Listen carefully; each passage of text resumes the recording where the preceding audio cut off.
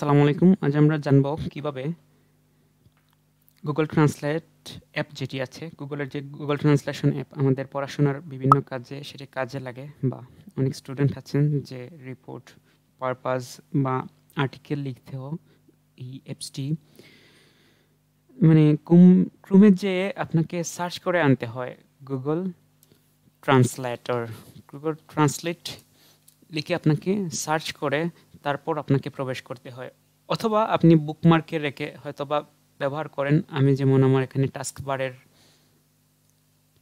মতো করে রেখে দেই, যেহেতু আমার অনেক ক্ষেত্রেই সেটি কাজে লাগবে। তো আজ দেখাবো কি করে আপনি শর্টকাট হিসেবে ব্যবহার করতে পারবেন এবং আপনার পিসি এর সামনে যখন প্রয়োজন আপনি সেটি অ্যাক্সেস নিতে পারবেন।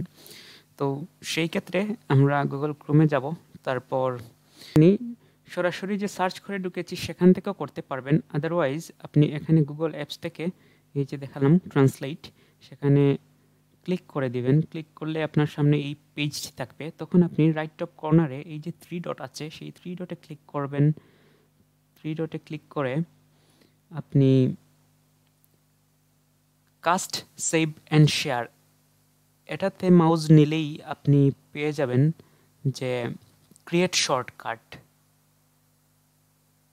ক্রিয়েট শর্টকাটে ক্লিক করুন, তারপর গুগল ট্রান্সলেট নামে যে অ্যাপটি আছে সেটিতে ক্রিয়েট অপশনে দিলেই আপনার শর্টকাট তৈরি হয়ে যাবে।